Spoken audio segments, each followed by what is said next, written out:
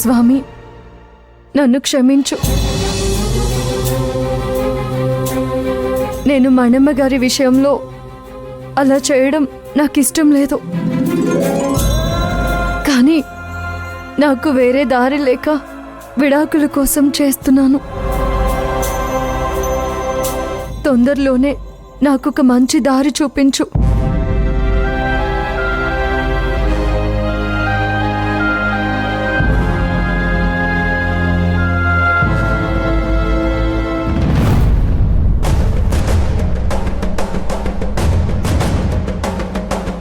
చెప్పు, ఏంటి మీ ప్రాబ్లం?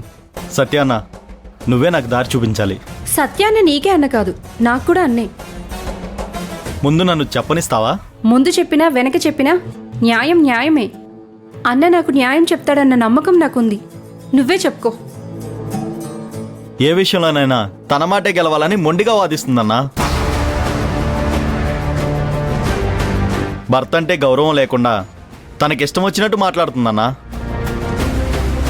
ఏమన్నా గట్టిగా అంటే నన్నే బెదిరిస్తుంది. ఏమని బెదిరిస్తుందేంటి? ఏదో ఒక తప్పుడు కేసు పెట్టి నన్ను స్టేషన్లో పెడతానని బెదిరిస్తుంది.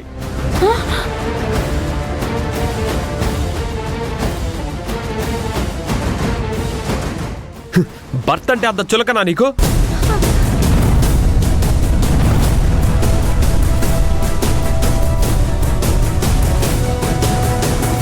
పెళ్లి చేసుకునేటప్పుడు ఐస్లా కూల్గా ఉంటారు. పెళ్ళయ్యాక మీకేమవుతుందో ఏంటో అగ్నిపర్వతంలాగా బగ్గుమని పేల్తారు. అంటే భర్త పెళ్ళయ్యాక కుక్కిన పేనులా ఉండాలా?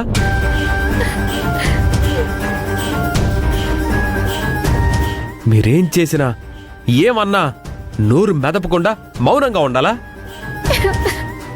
మీరు ఏది అడిగితే అది అడగగానే ఇవ్వాలి. మీరు నవ్వమంటే నవ్వాలి.